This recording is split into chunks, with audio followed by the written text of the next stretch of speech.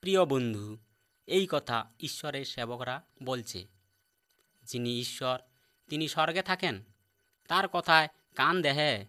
তিনি বলছেন দুটা রাস্তা আছে, একটা রাস্তা ভালো আর একটা খারাপ। ভালো রাস্তাটা যিশুর রাস্তা, আর শয়তানের বা মন্দ আত্মার রাস্তাটা খারাপ।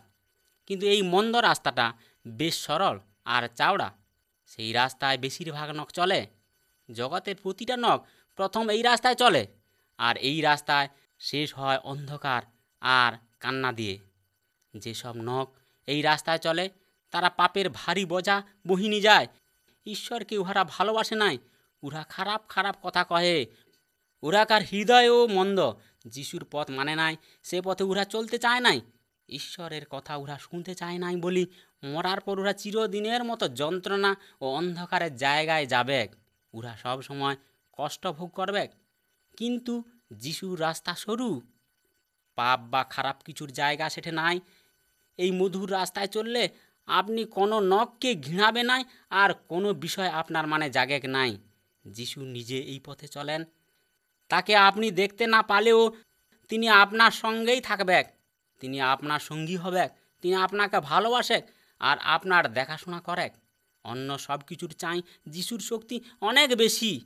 সব রকম মন্দ হতে তিনি আপনাকে রক্ষা করবেক।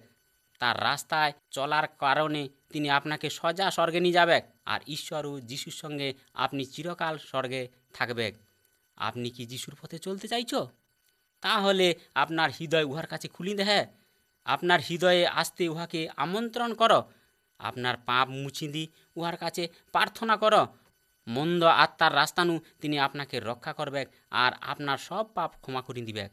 যিশুকে গ্রহণ করার পর আপনি খারাপ রাস্তা ছাড়ি উহার সাথে রাস্তায় চলতে আরম্ভ করো। তিনি আপনাকে নূতন জীবন দিবেক, আর কখনো তিনি আপনাকে ছাড়বেক নাই। এই নূতন রাস্তা আপনাকে স্বর্গের দিন নিয়ে যাবে। সেঠে সব সময় আলোময়, আর ওই জায়গাটা সুখ ও আনন্দ ভরিয়ে রয়েছে। যিশু বলছেন, আমার শরণা কর, তুরাকার পাপের ভারী বোঝা ফেলাই দেহে। আমি তুরাকার সঙ্গে থাকবো, সব সময় তুরাকার সঙ্গে রক্ষা করব, কখনো তুরাকে ছাড়ি দূরে যাব নাই।